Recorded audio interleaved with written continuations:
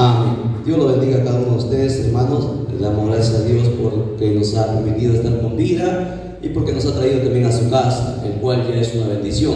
Mucha gente está en sus casas, de repente con problemas, con salud, o de repente están haciendo otras cosas, ¿no? Pero toda, hermano, bendición viene, hermano, cuando uno le honra a Dios. La Biblia dice que cuando uno honra a Dios, Dios también le va a honrar. Y, hermanos, honrar a Dios es parte también, hermanos, estar en su casa, ¿verdad? Disponer de nuestro tiempo, porque recuerden que nuestro tiempo no es nuestro tiempo le pertenece a Dios, nuestra vida le pertenece a Dios, nuestros hijos, nuestra casa, todo lo que tengamos o que creamos tener, le pertenece a Dios. Amén. Entonces, de esa manera damos gracias a Dios, honrándole aquí, estando en su casa, para aprender su palabra, lo cual, hermanos, es el primer propósito que Dios tiene, ¿verdad? El primer propósito que Dios tiene para el ser humano es que aprendamos su palabra. Porque mientras no aprendamos su palabra, no puede haber salvación, no puede haber libertad, no puede haber bendición, no puede haber nada. Lo primero que el ser humano tiene que hacer es aprender su palabra. El día de hoy vamos a continuar con el 9º video, creo ya, de esta serie que hemos empezado, Apocalipsis, Escatología y Final de los Tiempos.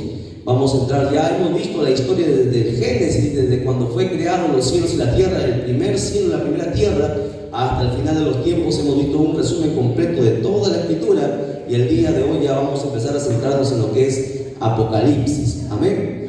Bien, entonces para ello vamos a ponernos en pie. Vamos a tomar la escritura en 2 de Pedro, capítulo 3, verso del 6 en adelante. Con eso vamos a entrar en esta noche a la enseñanza. 2 de Pedro, capítulo 3, verso 6.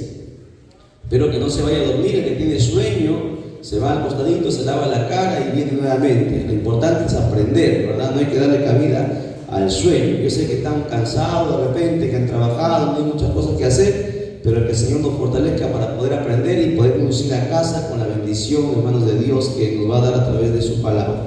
Nos ponemos en pie. 2 de Pedro, capítulo 3, versos del 6 en adelante. Vamos a lecturar. Compartan la Biblia por ahí con quien no la tiene. Recuerde que el día de hoy, jueves, día de enseñanza. Amén. Tenemos, la palabra siempre se lee para la gloria del Padre, del Hijo y de su Santo Espíritu, y dice de la siguiente manera: por lo cual el mundo de entonces pereció anegado en agua, pero los cielos y la tierra que existen ahora están reservados por la misma palabra, guardados para el fuego en el día del juicio y de la perdición de los hombres impíos. Mas, oh amados, no ignoréis esto, que para el Señor un día es como 1000 años, y 1000 años como un día. El Señor no retarda su promesa, según algunas la tienen por tardanza, sino que es paciente para con nosotros, no queriendo que ninguno perezca, sino que todos procedan al arrepentimiento. Pero el día del Señor vendrá como ladrón en la noche, en lo cual los cielos pasarán con gran estruendo, y los elementos ardientes serán deshechos, y la tierra y las obras que en ella hay serán quemadas. Oramos ahí como estamos en pie. Bendito sea tu nombre, Padre mío, Dios del cielo y de la tierra. Te damos las gracias de todo corazón por habernos permitido estar en esta noche en tu casa, Padre mío. Gracias de todo corazón por traer a tu pueblo. Gracias porque, Señor Dios mío, hay gente, Señor Dios mío, que nos está mirando a través de las redes sociales. En esta hora pedimos, eterno Dios, que sea tu Santo Espíritu y que nos ministre tu palabra usando este barro, Padre mío, para que tu palabra sea expuesta y tu pueblo pueda comprender las cosas que han de venir pronto, las cosas que van a suceder en breve, bendito Dios, para que estemos preparados, apercibidos y podamos, Señor Dios mío, también enseñar a todos nuestros seres queridos, porque quien quisiera, Señor de bendito Dios, que un ser amado se pierda o tenga que pasar por el mayor peligro que la raza humana va a tener que pasar. Padre, en esta hora que tu Santo Espíritu abre el entendimiento de todos nosotros, mientras tu palabra es predicada, seas tú libertando, restaurando, sanando, consolando, bendiciendo y dando vida a todo aquel que lo necesita, Padre mío. Bendice, Señor Dios mío, a tu pueblo en esta hora, por medio de tu palabra. Atamos al hombre fuerte, todo principado, todo espíritu contrario que sea levantado en contra de tu palabra, Padre mío, sea cancelado, atado todo espíritu inmundo y echado fuera de este lugar. Liberta las vidas, Padre mío, en esta hora, y que solamente la voz de tu Santo Espíritu sea la que hable, en el nombre de Jesús. Amén, amén, amén. Tome asiento, por favor, ahora sí, présteme su atención. Bien, hemos lecturado el pasaje de, hermano, más profundo tal vez de la Escritura, donde el apóstol Pedro Dios le revela al apóstol Pedro las cosas que van a acontecer. Habla que la tierra fue destruida primero por agua y luego va a ser destruida ahora, dice, por fuego. Pedro está hablando de lo que viene en Apocalipsis, y eso es lo que vamos a estudiar el día de hoy. Pedro está hablando que la tierra, dice, y las cosas que hay en ella, el mar, las cosas hermosas, tu casa, los edificios, los paisajes hermosos que conocemos, todo, hermano, será destruido, todo será consumido. Y no importa si la gente lo cree o no lo cree, no importa si el ateo se burla de esto, no importa si el diablo le ha engañado a mucha gente, que esto falta mucho tiempo. La Biblia dice que estas cosas van a suceder y se va a cumplir, y es por eso la importancia y es menester de cada uno de nosotros poder prepararnos para que cuando esas cosas sucedan. Por eso que vamos a aperturar entonces el estudio de Apocalipsis el día de hoy.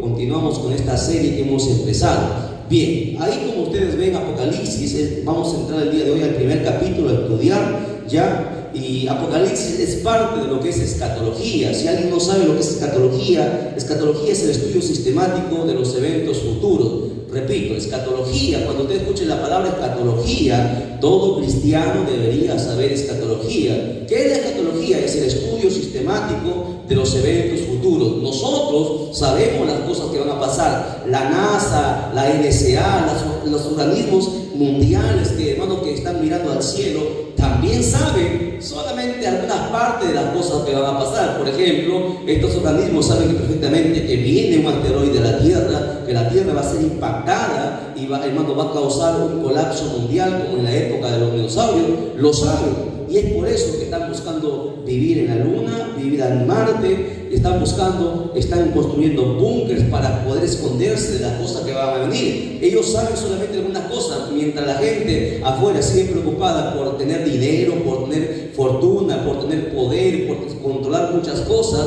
Esa gente se va a perder y la va a pasar muy mal, hermano. Y mucha gente en aquel día, cuando estas cosas sucedan, dice la Biblia que la gente deseará nunca haber nacido para tener que enfrentar las cosas que van a tener que enfrentar. Sin embargo, nosotros, Dios nos ha entregado su palabra. No conocemos de repente, la mayoría no ha pisado una universidad, no ha pisado de repente, no ha tenido excelentes profesores, filósofos, pero sin embargo cada uno de ustedes tiene lo mejor de lo mejor, que es la palabra de Dios, que nos muestra las cosas que van a suceder en breve, tal y cual van a pasar, así como van a salir en primera plana en los periódicos, en los noticieros. Usted lo sabe, lo tiene en vivo, y ahí lamentablemente mucha gente no lo estudia, y es por eso que no se prepara, ¿no? La gente dice, canta que Cristo venga, pero no se está preparando como si Cristo fuese a venir. La mayoría de cristianos no quieren que Cristo venga porque todavía no están a cuentas con Él. Y es por eso, si usted lee el Apocalipsis, cada vez que un cristiano lee el Apocalipsis, uno empieza a arreglar su vida, se pone a poner en cuenta. ¿Por qué? Porque sabe que, hermano, que esto no es un juego, que esto no es, hermanos, al azar. Puede que sí, puede que no. Aquí o vives o mueres, así está escrito en la Escritura. Y es por eso que siempre se recomienda que los cristianos deberíamos lecturar siempre el Apocalipsis, no solamente como aprender, sino para nosotros poder darnos a cuentas con Dios. Entonces, no se olvide, escatología es el estudio sistemático de los eventos futuros, ¿ok? Bien, entonces vamos a empezar con la primera parte de lo que es escatología. Bueno, aquí he puesto una definición ahí, lo que quieren anotar, etimológicamente de dónde viene la palabra Apocalipsis. La palabra Apocalipsis, tanto del latín como del griego, porque recuerden que Apocalipsis fue escrito, hermanos, en griego. La traducción original es el griego, porque la Biblia fue escrita en dos idiomas, hebreo, o tres idiomas, no se olvide, hebreo y arameo en el Antiguo Testamento, y en el Nuevo Testamento el griego, ¿ok?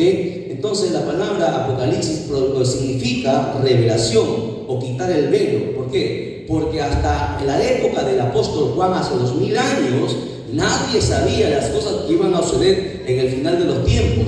Nadie sabía, ni Elías, ni Salomón, ni la mayoría de los profetas, ni Abraham, que es el padre de la fe, tenía ese conocimiento. Por eso siempre decimos, el día de hoy los cristianos, nosotros tenemos más conocimiento que el mismo Salomón. Salomón desconocía de lo que es escatología, sabía muchas cosas, sabía gobernar, sabía cómo obtener dinero, pero no sabía nada del fin del mundo. Cada uno de nosotros, Dios nos ha dado el privilegio de poder saber las cosas que van a pasar hasta el final de los tiempos, y eso es una bendición de parte de Dios. Entonces, ¿qué es Apocalipsis? Revelación. Es por eso que en algunas Biblias no la llaman Apocalipsis, la llaman revelación. ¿ok? Apocalipsis es un libro de carácter profético. ¿Por qué? Porque todas las cosas que mencionan son, hermano, para los días posteriores, para los últimos días. Eso significa profético, que se profetiza los eventos futuros que van a acontecer. ¿Okay? Entonces aquí hay una serie de revelaciones referentes al fin del mundo. ¿Okay? Es rico en símbolos y trata de los eventos y acontecimientos que la Biblia nos indica. Yo, antes de empezar el capítulo 1, quiero entrar a este grafiquito a ver si algunos recuerdan. Este es un gráfico nuevo que hemos traído para que ustedes puedan ver hasta dónde está su conocimiento. Amén. Vamos a empezar entonces. Como ustedes pueden ver aquí, se dice la dispensación de la iglesia. En la Biblia, por si acaso, hay 7 dispensaciones, ¿ya? Y eso vamos a estudiar, las 7 dispensaciones, desde el principio hasta el final hay 7 dispensaciones. Eso vamos a estudiarlo más adelante en lo que es doctrina, los días domingo, hasta que acabemos todavía en lo que es mayordomía. Pero nosotros nos encontramos en la última dispensación, la dispensación de la iglesia. Por eso que aparece ahí en la parte, a ver, usted izquierda, en la parte izquierda aparece la dispensación de la iglesia. Nosotros nos encontramos aquí, en la dispensación de la iglesia. ¿Qué estamos esperando? Estamos esperando, esta flechita roja que va para arriba es el arrebatamiento o rapto, como algunos lo llaman, ¿correcto? Ahí muestra que Jesús dice baja, porque Él vendrá, hasta la nube nos esperará, y luego de ahí nos va a trasladar ¿a dónde? Según el gráfico, aunque ya no de ustedes deberían saberlo, ya sin gráfico. En el arrebatamiento, ¿dónde pasamos? No, al tribunal de Cristo. No entramos todavía al tercer cielo, entramos al tribunal de Cristo, como ustedes pueden ver ahí. 2 de Corintios capítulo 5, verso 10, habla que la iglesia tendrá que pasar. Vamos a pasar como una especie de 2 exámenes, ¿no? El primer examen es si partimos en el arrebatamiento, si estamos bien, ¿ok? Luego entraremos al tribunal de Cristo y ahí seremos nosotros pesados en la balanza de Dios, ¿no? Algunos, dice la Biblia, que recibirán pérdidas, algunos no tendrán las coronas, algunos no tendrán, qué sé yo, mucha gente va a estar triste allá arriba también. ¿Por qué? Porque, bueno, así lo dice 2 de Corintios capítulo 5, verso 10. Porque algunos han edificado sobre material que se quema, sobre heno, madera y hojarasca, mientras los que han edificado en oro, plata y piedra preciosa tendrán, hermanos, suma ganancia. Después del tribunal de Cristo, no se olvide, eso sucede allá arriba en el cielo. Nosotros, la iglesia, pasa a lo que se llama las bodas del Cordero, ¿ok? Las bodas del Cordero son Apocalipsis capítulo 19, versos del 7 al 8. Para luego, después de las bodas del Cordero, nosotros pasar a la segunda venida de Cristo y bajar nuevamente aquí a la tierra junto con el Señor Jesucristo. Mientras tanto, cuando el rapto sucede, se aperturan los 7 años, ¿ok? Los 7 años llamados la tribulación o gran tribulación, que está dividida en 2 partes, ¿verdad? Eso ya lo hemos estudiado. 3 años y medio, en los 3 primeros años, y aquí hay una confusión de muchos cristianos, ¿no? Mucha gente piensa que los juicios empezarán aquí a los 3 años y medio. No, ni bien empieza Apocalipsis capítulo 6, menciona que el primer sello, ¿alguien que recuerda qué pasa cuando se abre el primer sello? A ver, ¿quién lo dice? Manananza. Cuando se abre el primer sello, ¿qué acontece? Aparece el anticristo. Aparece el anticristo. Por lo tanto, o sea, los primeros 3 años y medio caen los primeros 7 juicios de Dios, los primeros 7 sellos. En los 3 años y medio, hermanos, se intensifica, hermanos, la justicia o el juicio de Dios en la tierra, donde se desatan las 7 trompetas y las 7 copas de la ira de Dios. Por eso que aquí hemos puesto aquí abajo, porque recuerden que este es un gráfico nuevo, que no es la primera vez que lo traigo aquí, a ustedes son las primeras personas que se les enseña. Aquí nosotros hemos puesto que cuando sucede el rapto y se apertura, hermanos, el primer sello, comienza el pacto que habla Daniel. Recuerde que Daniel y Apocalipsis están unidos. Apocalipsis es el complemento de lo que Daniel empieza. Daniel no pudo terminarlo y es Juan quien escribe y complementa el libro de Daniel. En Daniel la Biblia dice que falta una semana y esa es la semana de los 7 años que pasan aquí. Por eso que aquí comienza el pacto. ¿Qué pacto? El pacto que el anticristo hace con todas las naciones del mundo. Hay un pacto, una tregua donde se establece un único presidente, una única moneda, un único lenguaje, una única religión, exactamente, y hay paz. Es un pacto que el anticristo propone al mundo y el mundo lo va a aceptar y empieza el reinado del anticristo. Pero a los 3 años y medio, el anticristo, como dice aquí Daniel 9:27, rompe el pacto, ¿verdad? ¿Por qué? Porque el anticristo, como todo el mundo lo recibe y él se quiere, hermano, él se proclama a Dios, Israel no lo va a aceptar. Cuando el anticristo va a querer entrar a Israel y sentarse en el trono del tercer trono de Salomón, es ahí donde el anticristo va a romper el pacto. ¿Por qué? Porque Israel lo va a rechazar, porque Israel sabe y tiene en su ley que solamente hay un solo Dios que está en el cielo. Y cuando el anticristo se proclame Dios, Israel va a despertar, va a reaccionar sabiendo, porque Israel al inicio lo va a recibir, lo va a aceptar. Recuerden que el anticristo va a traer por primera vez la paz entre los musulmanes y el pueblo judío, el pueblo de Israel. Es el único que va a traer esa paz, ¿verdad? Por 3 años y medio. Cuando el anticristo a los 3 años y medio se saque la máscara y se proclame Dios, Israel recién va a reaccionar, la venda de los ojos se le va a caer y le va a rechazar. Es ahí donde él rompe el pacto y empieza la gran persecución, ¿ok? Y ahí en ese instante, en esos 3 años y medio, el mundo la va a pasar muy mal, porque los juicios de Dios caerán intensificados. Recuerden que son 21 juicios de Dios más 7 que están ocultos, que no sabemos cuáles son esos 7, pero 21 sí, y con esos 21 la población va a ser diezmada completamente. Aproximadamente nosotros calculamos que para esa fecha la población mundial será 8.000 millones de personas. Somos actualmente un poco más de 7.000 millones de personas, 7.5 billones de personas en el mundo entero. Para esa fecha aproximadamente los teólogos dicen que 8.000 millones de personas habrá en esa época. Pero cuando caigan los juicios, escuche bien, cuando caigan los juicios no llegaremos ni a 1.000 millones. Habrá mucha muerte, la gente morirá, irá al infierno. Será terrible esos días. Bueno, después al final de los 21 juicios de Dios vendrá el Señor Jesucristo, y aquí se produce, faltan 2 batallas suceder, 2 batallas. ¿Cuáles son esas batallas? A ver, ¿quién me dice? ¿Cuáles son las 2 últimas batallas según la Biblia? Que faltan 2 últimas guerras que van a acontecer, que van a afectar a todo el mundo. ¿Cuáles son? Armagedón, como está ahí, ¿y cuál más?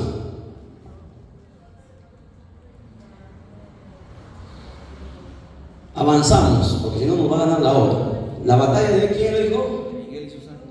Miguel y sus ángeles. Magog. Así es, esa batalla.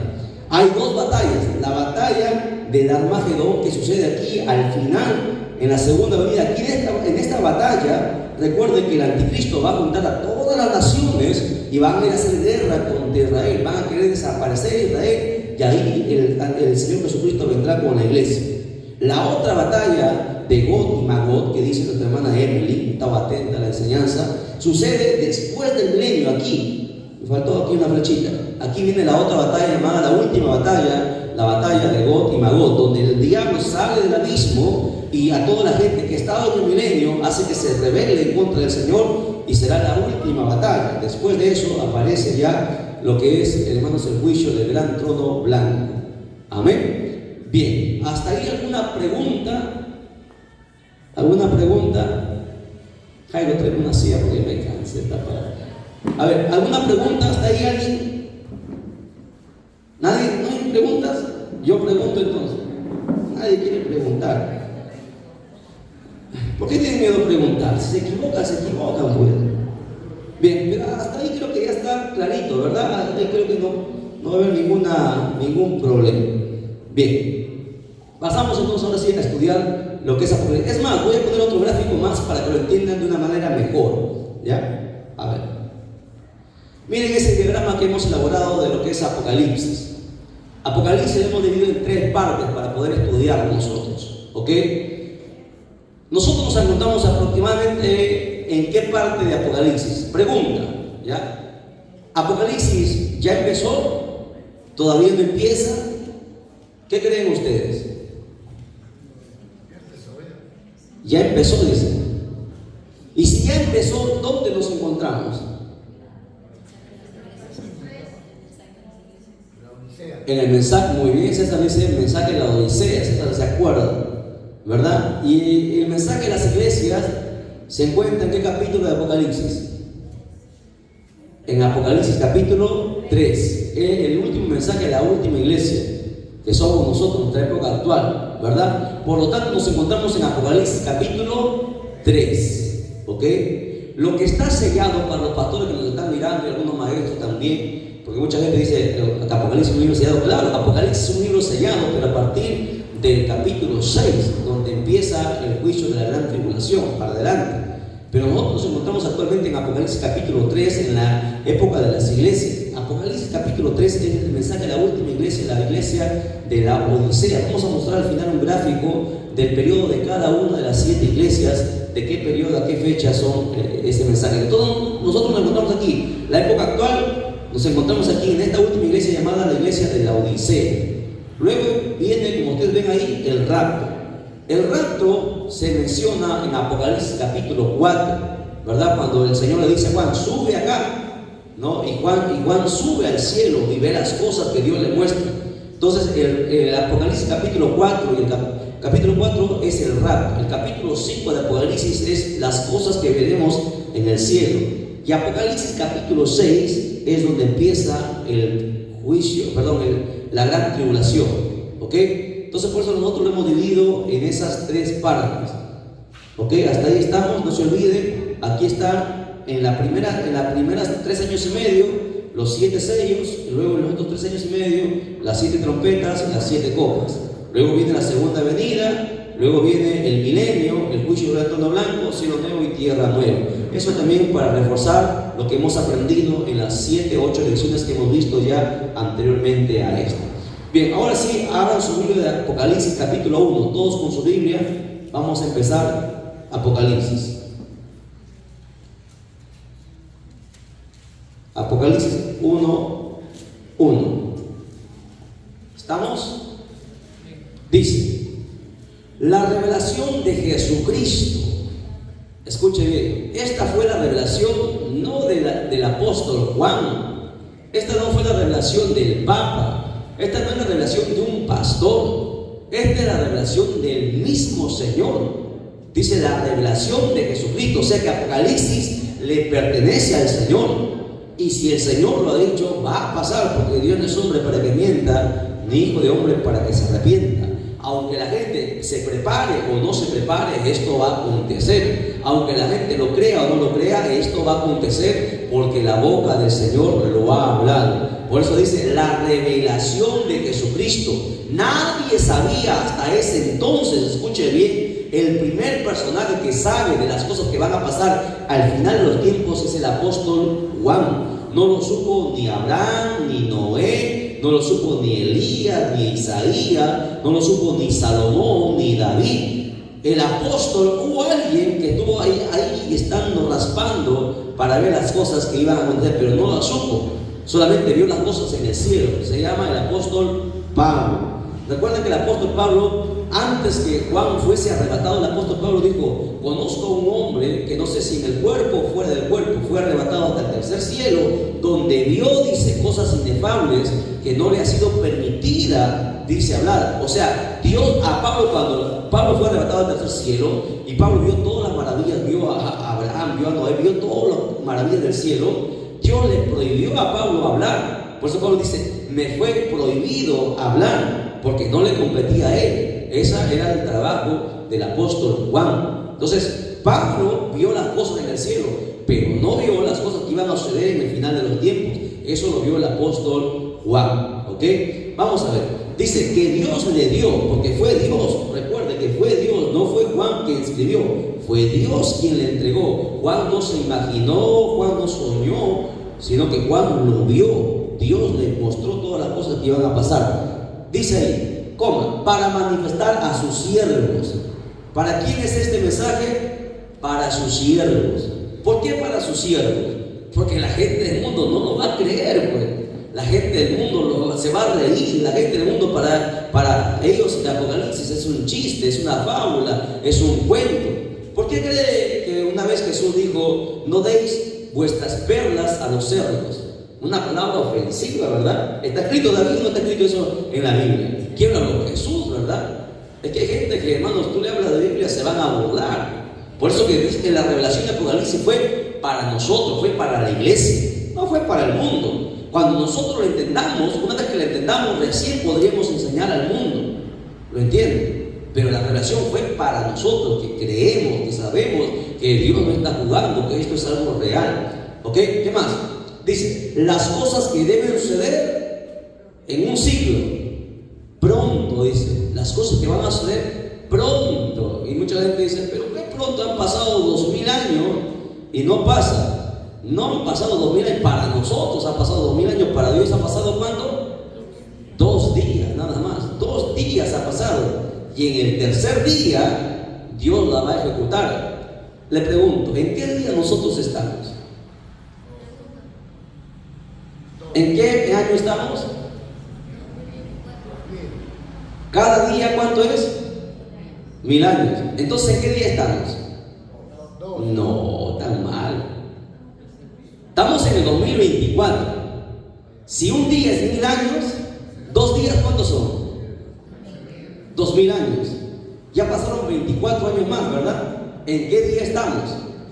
Estamos en el tercer día. Por eso que en nuestra época va a ser estas cosas. Somos la última generación. Va a acontecer. El día y la hora no lo sabemos, pero va a acontecer. Esta es la última jugada que vamos a jugar, la última carrera que vamos a correr. A nosotros se nos ha concedido esta enorme responsabilidad, pero lamentablemente la iglesia no está preparada. El apóstol Pablo hace 2000 años, él quería ser la última, quería estar vivo en el día del arrebatamiento. Pablo escribió y dijo así, primero los muertos en Cristo resucitarán primero, luego nosotros, dijo el apóstol Pablo. O sea, Pablo se consideraba que iba a estar vivo en el día del arrebatamiento, del rapto. Pablo anhelaba estar en ese día, ¿verdad? Pero no se le concedió.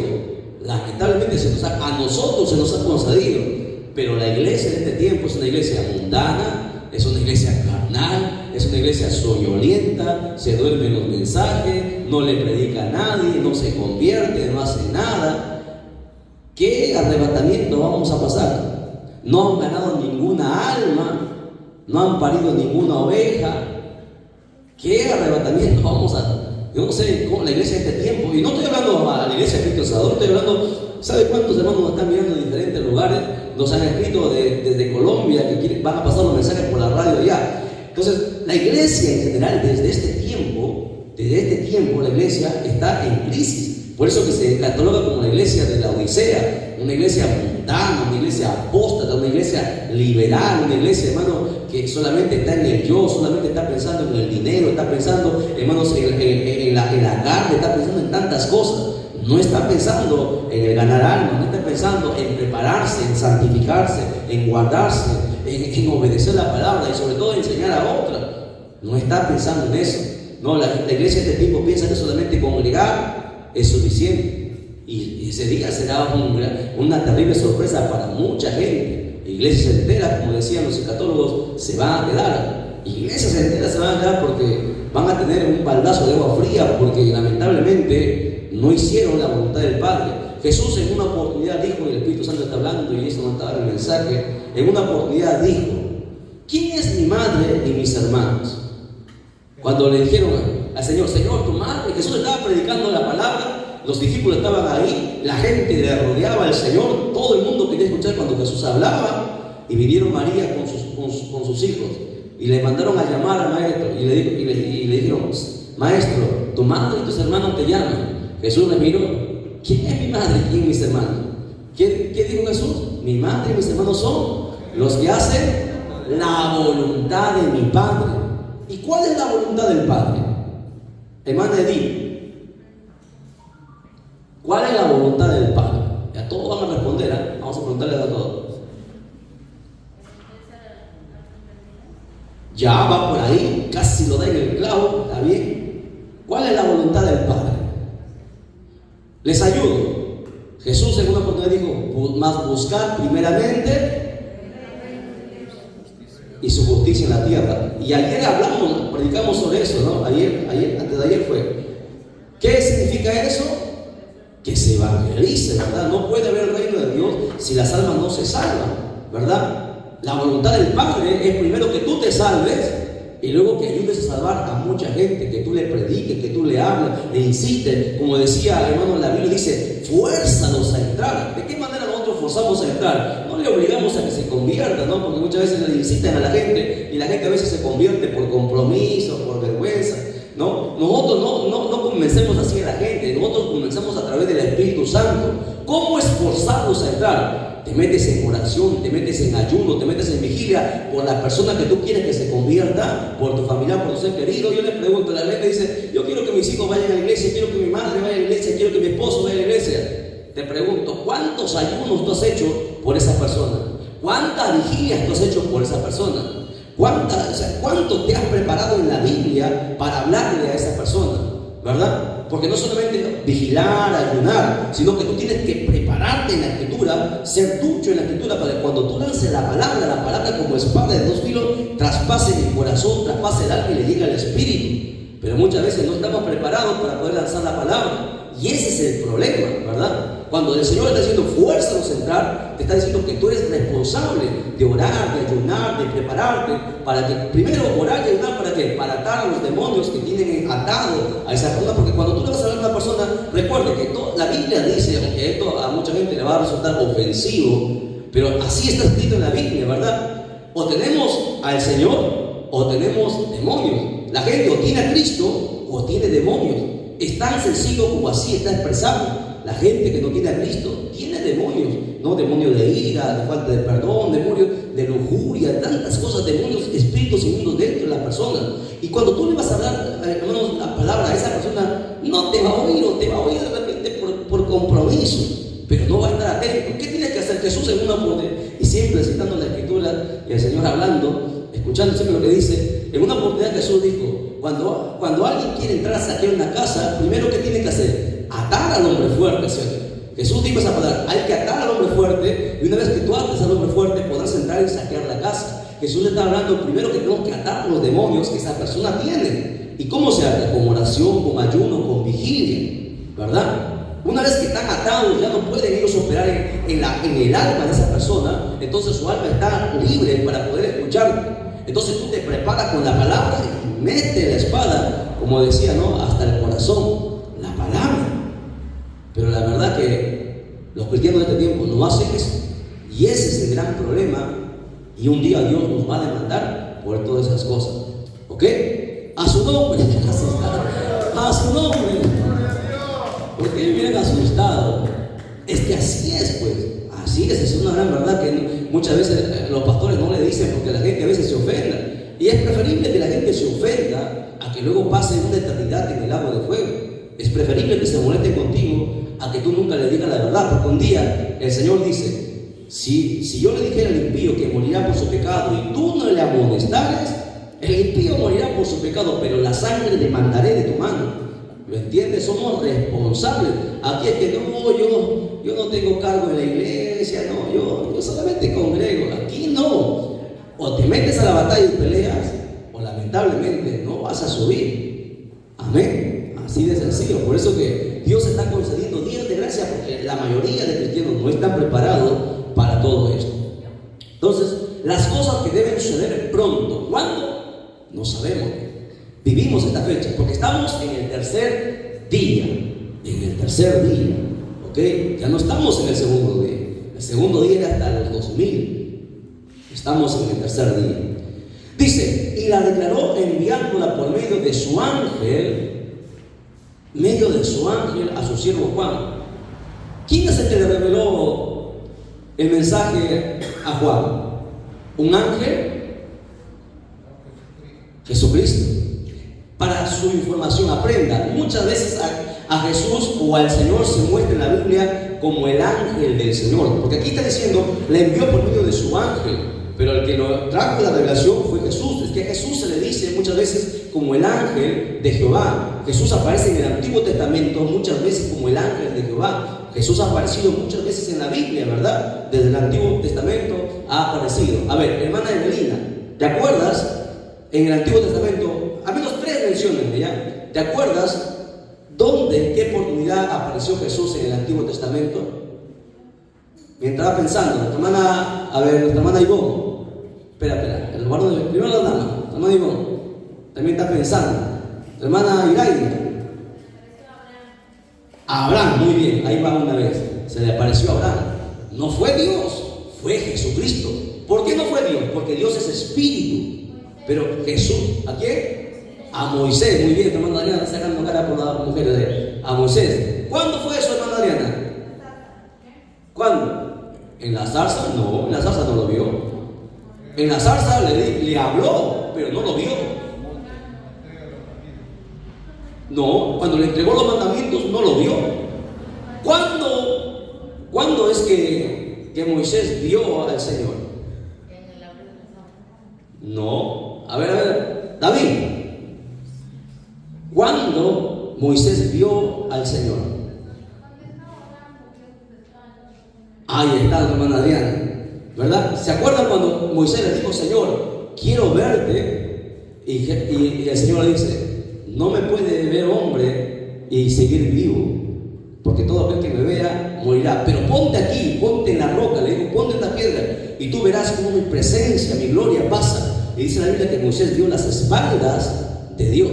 Pero si Dios no tiene espaldas, pues hermano, porque Dios es espíritu, lo que vio Moisés fue las espaldas del Señor Jesucristo. Recuerda. ¿Qué más? ¿Dónde más apareció Jesucristo en el Antiguo Testamento? Apareció en varias oportunidades, ¿sabes? Ya queda como tarea para ustedes, ya para la próxima, que quiero avanzar, porque no hacemos nada, todavía estamos en el primer versículo. Bien, ok, entonces cuando se menciona el ángel del Señor, muchas veces es el Señor Jesucristo, o a veces es el Gabriel, o a veces es, ¿cómo se llama el otro ángel que siempre aparece? Hay 2 ángeles, Miguel, muy bien, Jaime. Muy bien, avanzamos entonces. Hasta ahí no hay pregunta, ¿no? Ya estudiamos el primer versículo, ya aprendimos bastantes cosas de un solo versículo. Hemos aprendido un montón de cosas de un solo versículo. Pasamos al siguiente versículo. Verso 2. Lea conmigo, dice, que ha dado testimonio de las palabras de Dios. ¿De quién está hablando? Que ha dado testimonio de la palabra de Dios. ¿De quién está hablando? Jesús. ¿De Jesús? ¿Que ha dado testimonio de la palabra de Dios? De Juan. Porque miren el verso anterior, no se me pierde la idea. Acá dice que le envió por medio de su ángel a su siervo Juan. Y de Juan dice, Juan ha dado testimonio. ¿Ve? Está hablando. Por eso tiene que meterse en la historia para que sepas. Mira, la Biblia, y les hemos enseñado, para saber Biblia, ¿qué es lo que tengo que hacer? Para yo saber la Biblia, ¿qué es lo primero que tengo que hacer? Primero, el Espíritu Santo tiene que revelarte. Si el Espíritu Santo no te revela la Escritura, por más que seas profesional, tengas 2 profesiones, seas quien seas el hombre más inteligente de la tierra, no vas a entender la profundidad de la Escritura, no lo vas a comprender, porque es el Espíritu Santo que te enseña. 1, ¿ok? El Espíritu Santo. 2, cuando tú leas la Escritura, tú tienes que saber, primero, hacerte las preguntas que se hace toda persona que quiere estudiar la Biblia. Primero, ¿quién escribió eso? Segundo, ¿a quién lo escribió? Tercero, ¿bajo qué circunstancias escribió eso? ¿A quién está dirigido? Esas son preguntas que uno se tiene que hacer para saber y poder entender cómo, a quién va ese mensaje o qué está diciendo ese mensaje. Y el problema de mucha gente es que lee un pasaje y lo saca fuera de contexto y hace su religión. Así aparecieron los testigos de Jehová, los adventistas, los mormones, sacan la Biblia, no lo entienden, fuera de contexto y se crean su religión. Y eso es lo que el diablo hace, ¿verdad? Entonces, uno tiene que, hermanos, entender eso. Primero, el Espíritu Santo, pasar por el Espíritu Santo. Y para eso, para que el Espíritu Santo te revele, tú tienes que pasar días de rodillas, orando, ayunando, hasta que el Espíritu Santo te empiece a enseñar. Porque recuerden que el Espíritu Santo es el maestro por excelencia. Nuestro hermano César de repente no ha ido a una universidad, pero si César se pone a orar, se empieza a poner su despertador en la madrugada, 4 de la mañana, y se pone a orar 2 horas ahí antes de ir al trabajo, se pone a orar todos los días. Va a llegar el momento que el Espíritu Santo lo va a tocar y le va a hablar y va a escuchar. Y no importa si no sabe ni leer ni escribir, es el Espíritu Santo que te abre el entendimiento y te muestra la profundidad de la palabra. Por eso que todos podemos acceder, todos, no es necesario universidad, cualquier persona, un campesino, una persona iletrada puede acceder a la revelación más extraordinaria del universo, que es la palabra de Dios. Pero está en nosotros. No, eso no depende del pastor, no depende de Dios, eso depende de nosotros, ¿verdad? Pregunto, ¿cuántas veces ya hemos leído toda la Biblia? Si no hemos leído toda la Biblia, ¿cómo queremos que el Espíritu Santo nos hable? ¿Cómo queremos? Porque la Biblia dice, cuando una vez una pastora me sacó, hermano, pero así no dice la Biblia dice, me dijo así, la Biblia dice, no te preocupes por qué es lo que vas a decir, sino que en aquella hora, me sacó un texto y me sacó fuera de contexto, en aquella hora dice la Biblia que el Espíritu Santo pondrá en vuestra mente las cosas que vas a decir, pero lo que ellas no saben es que el Espíritu Santo va a sacar y va a poner en tu mente lo que tú ya has leído, te va a hacer recordar lo que tú ya has leído. No te ve el Espíritu Santo, porque el Espíritu Santo no ayuda a ningún ocioso, ningún negligente, ¿verdad? ¿Entiendes? Entonces está en nosotros primero. Pastor, no la entiendo, no importa, tú tienes un deber, léela. Que no la entiendes, luego lo vas a entender. La primera vez que leí toda la Biblia no la entendí bien, la segunda vez, la tercera vez, la cuarta, la quinta, la sexta, la séptima ya más, y uno va captando, ¿verdad? Cada año debe proponerse uno, cada año leer una vez toda la Biblia, año por año. Tienes 20 años en la iglesia, tienes que haber estudiado 20 veces toda la Biblia. Ese debería ser el mínimo común de cada uno de nosotros. Deberíamos estar todos en ese estándar, todos. Pero en la triste realidad de la iglesia, del mundo entero, por ejemplo, lo digo, porque a veces hasta ni los ministros son preparados, y esa es la triste realidad. Y es por eso que Dios demanda, hermano, que se prepare, que el pueblo se prepare, porque va a haber muchas sorpresas. Hay tanta gente que necesita escuchar esta verdad. ¿Y de quién la va a escuchar? Es de cada uno de ustedes, ¿verdad? Porque yo no voy a conocer a sus padres, a su familia de repente, pero eres tú el que le puedes predicar, eres tú el que tienes que saber para poder enseñarle. Cada uno somos responsables de toda la gente que conocemos. Si un día no le dijimos ni A ni B de la Biblia, tendremos un grave problema, hermanos, aquel día. Bien, volvamos. Dice que ha dado testimonio de la palabra de Dios. ¿Por qué? A ver, una pregunta. ¿Por qué Dios no le reveló el Apocalipsis a Pedro? Si a Pedro le dijo, a ti te daré las llaves, ¿sí o no? Las llaves del cielo, y todo lo que atares en la tierra será atado en los cielos, y todo lo que desatares en la tierra será desatado en los cielos. ¿Por qué no le entregó a Pedro? ¿Se han puesto a pensar? ¿Por qué no le mostró eso a Pablo? Si Pablo fue el mayor apóstol, Pablo estuvo por encima de Pedro. El mayor apóstol que ha pisado la tierra es el apóstol Pablo. No ha habido como Pablo. ¿Por qué no se la reveló a Salomón? A David, el hombre que tenía el corazón conforme al de Jehová. ¿Por qué se la reveló a Juan? ¿Quién era Juan? ¿Por qué a él? ¿Alguien tiene la respuesta? Vamos a verlo en este día entonces. Vamos a ver. Dice, primero, mira las características de Juan. Juan dice, ha dado testimonio de la palabra de Dios. Es que Juan, desde el día que se convirtió, no dejó nunca de hablar la palabra de Dios. Nunca dejó de predicar. Ustedes saben que el menor de los discípulos, el más joven, tenía 15 años. Dicen los teólogos, 15 años cuando Juan fue llamado. Era el menor de todos los discípulos. Desde esa época, desde que se convirtió hasta los 95 años aproximadamente, cuando él ya se pierde contacto con él. ¿Cuántos años? Todos los días nunca dejó de predicar. Él dio testimonio de la palabra de Dios, porque él estuvo con Jesús. Él contó las maravillas de Jesús. Él hablaba de Jesús. Todo lo que él hacía era predicar. Es lo que los cristianos hacemos en este tiempo. No le hablamos a nadie. Pasa el día y no le hablamos a nadie. Y ese es un jalón de orejas para todos nosotros. Punto número 1, miren la característica de Juan. 2, ¿qué más? Y ha dado testimonio de Jesucristo. Habló lo que Jesucristo le vio hacer a Jesucristo, lo que le escuchó a Jesucristo, todo eso habló. ¿Y qué más dice? Y de todas las cosas que ha visto, las cosas que Dios le mostró, el apóstol Pablo entregó su vida para mostrar esto. Vamos a ver por qué a Juan, ya respondiendo la pregunta que les he hecho. Vamos a ver, San Juan capítulo 13, verso 23. Vamos a ver cuáles son las características del apóstol Juan, siendo el menor de los discípulos. ¿Por qué se le entregó a él? ¿Qué corona tenía Juan, no?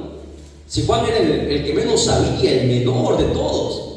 Es que se cumple la palabra, ¿verdad? muchos primeros serán postreros y los postreros serán primeros. Que esa palabra no se cumple en usted, mi hermano, que no se cumple en usted. Usted primero tiene que terminar siendo primero, que no acabe siendo postrero, porque si no, hermana, tendrá un grave problema. Sí, San Juan 13:23. ¿Lo tienen? Y a los que no lo tienen, ahí ya puesto en la pizarra, mira, ahí está, tanto busquen ahí, para que lean. Dice ahí, y uno de sus discípulos, al cual Jesús amaba, lo resaltaba ahí, más de que lo hay en su Biblia, al cual Jesús amaba, estaba recostado en el pecho de Jesús. ¿Y por qué? Es que Juan era un adolescente, así como Eber de repente, ¿no? Jovencito. Y el Señor lo amaba. Él amaba a los niños, ¿no? Y él dijo, dejad que los niños vengan a mí. Era el más inocente de todos ellos. La mayoría de ellos eran pescadores, hombres rústicos que hablaban malas palabras, tenían un mal comportamiento, un carácter que daba miedo. Pero Juan era el más noble. Dice, uno, Jesús le amaba por ser el más inocente, el más tierno, ¿no? Era tierno porque él se acostaba al pecho del Señor, lo quería como su hermano mayor. Amaba al Señor y el Señor también lo amaba. Uno. Dos, San Juan 21, verso del 20 al 22. San Juan 21, verso del 20 al 22. Los que tienen Biblia rapidísimo, vamos ahí, porque de repente me estoy equivocando, le estoy diciendo una mentira, le estoy pasando el cuento de repente. Usted verifica ahí en su Biblia. San Juan 21, verso del 20 al 22.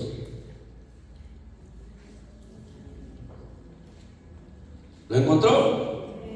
En el Nuevo Testamento, hermano, en el Antiguo Testamento. El Nuevo Testamento está mirando el índice. San Juan, hermano, cuarto libro del Nuevo Testamento.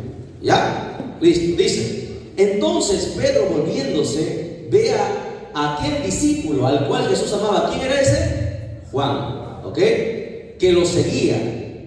Me adelanto. Cuando Pedro lo vio, dijo a Jesús, Señor, ¿y este qué? Mira, Pedro, mira, ¿qué pasa? Les explico, preste atención aquí, luego seguimos leyendo, para que usted entienda. ¿Qué pasa? Siempre estaban los 12 con Jesús.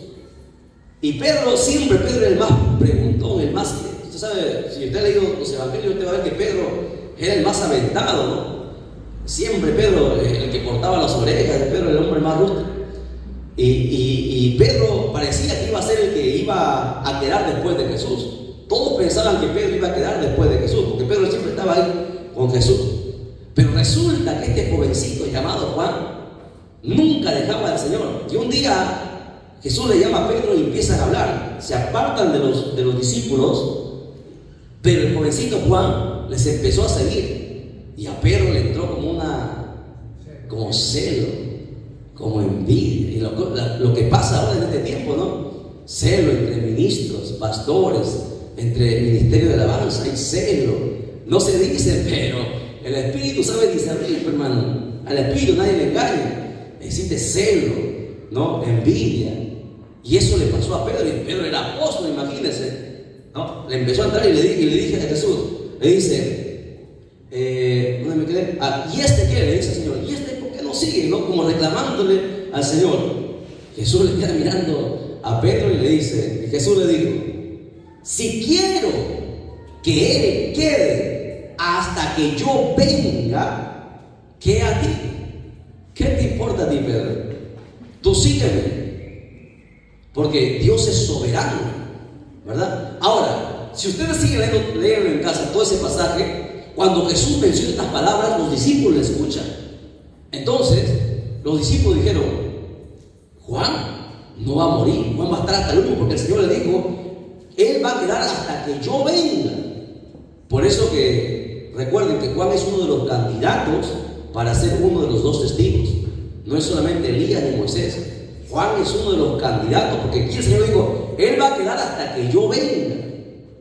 Interesante, ¿no? Muchos pastores no han visto esto. Ahora, 2, 3. Apocalipsis 1:9. Apocalipsis 1:9.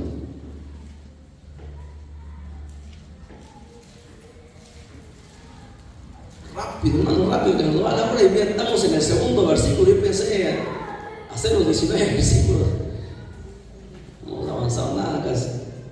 ¿Ya? ¿Me entiende? Dice: yo, Juan, que también soy vuestro hermano y compañero en la tribulación.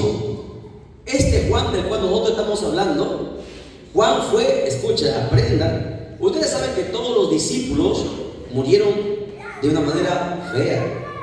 A Pedro, por ejemplo, ¿sabe cómo murió Pedro? Solamente crucificado, cabeza abajo. ¿Sabe cómo murió Mateo? ¿Sabe cómo murieron los discípulos? Les arrancaron la piel, les cortaron la cabeza. Algunos como a Tupac Amaru los desmembraron, piernas y brazos les cortaron. Todos murieron así. Pero el que pasó peor que todos fue Juan. Juan fue el que más sufrió. Mira, a Juan, para que usted sepa, a Juan le metieron en una caldera de aceite hirviendo. ¿Quién vive a eso? Cuando a Juan el diablo lo quiso matar, todavía no estaba en la isla de Patmos. Cuando Juan fue capturado por el emperador que mandó a capturar a todos los discípulos de Jesús, a Juan, para que niegue a Jesús, le metieron en una, hermanos, los soldados romanos le metieron en una caldera de aceite hirviendo. Todos pensaron que Juan iba a gritar y iba a morir. Juan entró a la caldera, estuvo un rato, no gritó ni lloró, y salió y no tenía ni una sola quemadura. Cuando los soldados vieron que eso aconteció, porque a los soldados no les contaron, ellos lo vieron, ellos estuvieron ahí.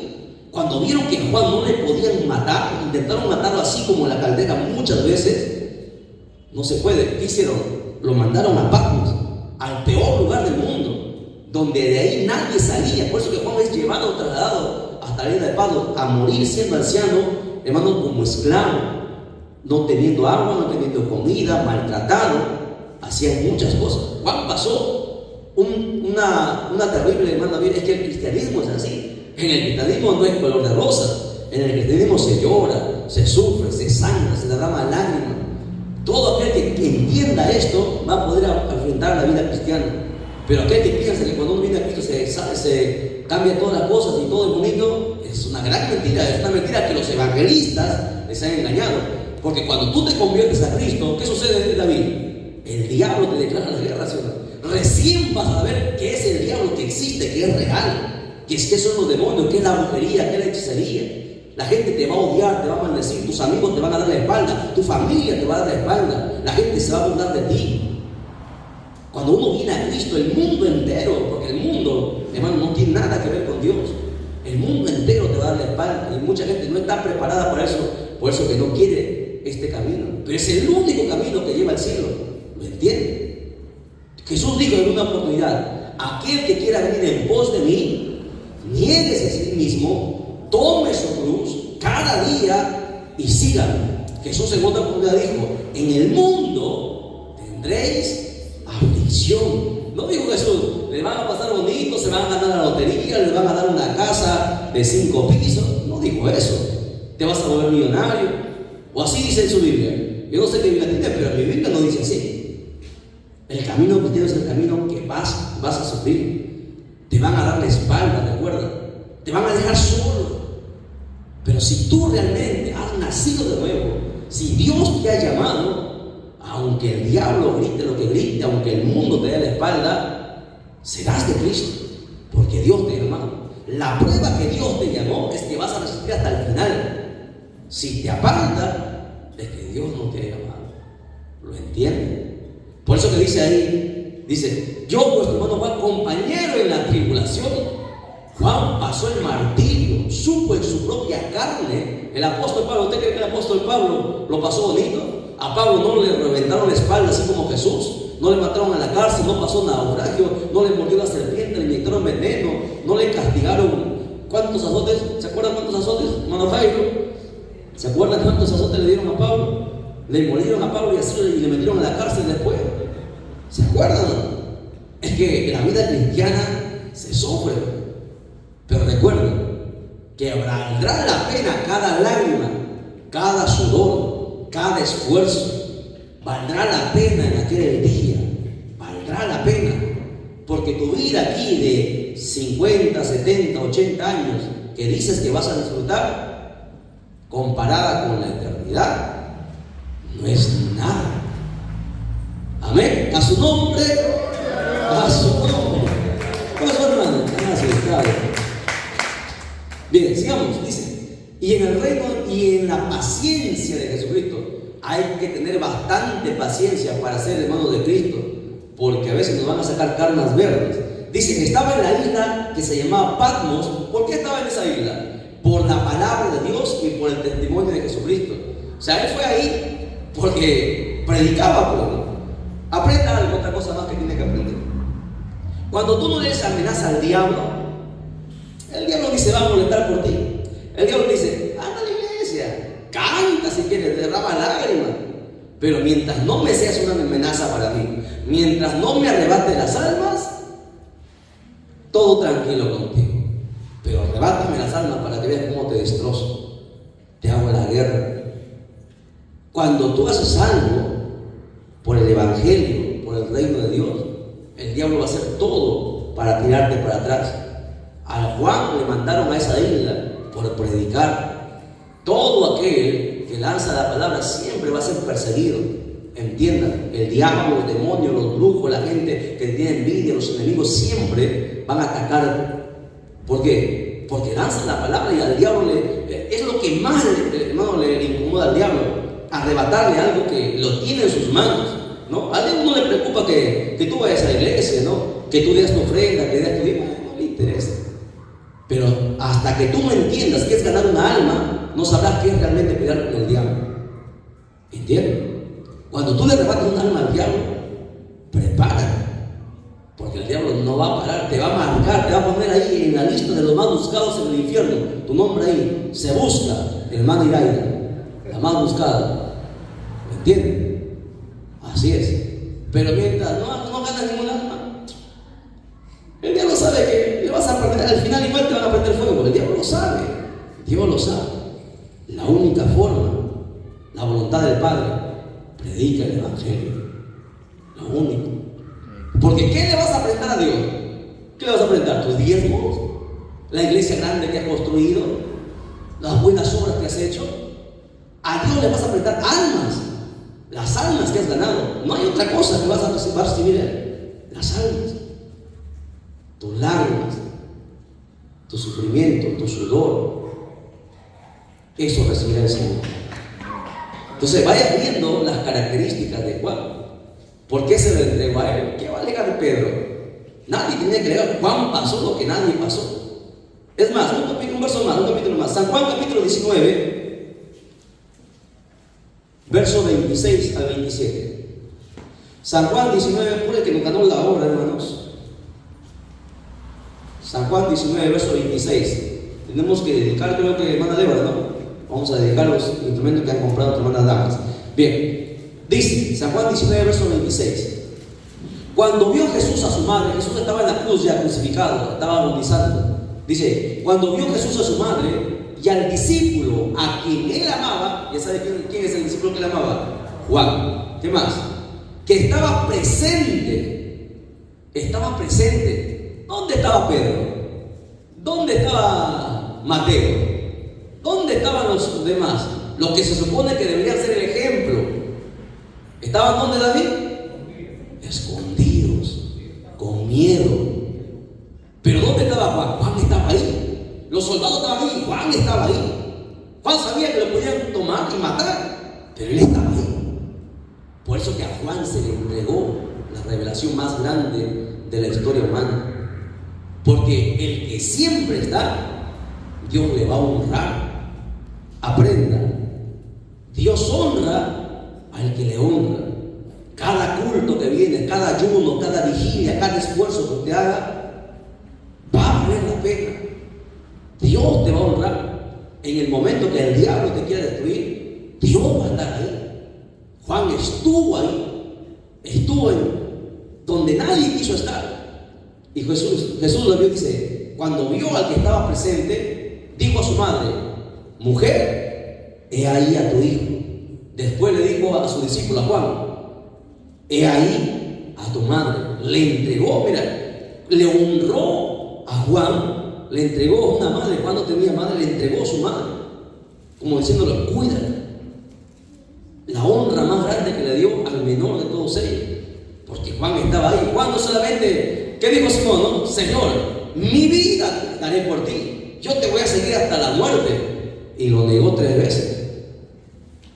Pero Juan no lo negó. Estuvo dispuesto a morir. Y así somos muchos cristianos, ¿no? Señor, yo voy a estar ahí siempre.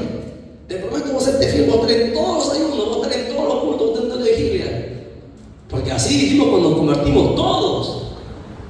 Y luego, las palabras se las lleva el bien, ¿no? Por eso que quiere que Dios le honre, primero honra a Dios, ¿no? Honra a Dios para que Dios le honre, así como Juan. Y dice, y desde aquella hora el discípulo la recibió en su casa. Juan atendió a María. Algunos dicen que José ya no estaba, José había muerto, María estaba sola, por eso que no aparece José. José ya había fallecido. Y Juan se encargó de alimentar a María, de cuidar de ella. Por eso que Dios le honró a Juan. Vean las características de Juan. Amén. Verso 3, ya eso queda para la próxima semana que nos ganó la hora. Lo ponemos en pie, unimos al Padre, al Hijo y al Espíritu Santo. Gloria a Dios, gloria a Dios.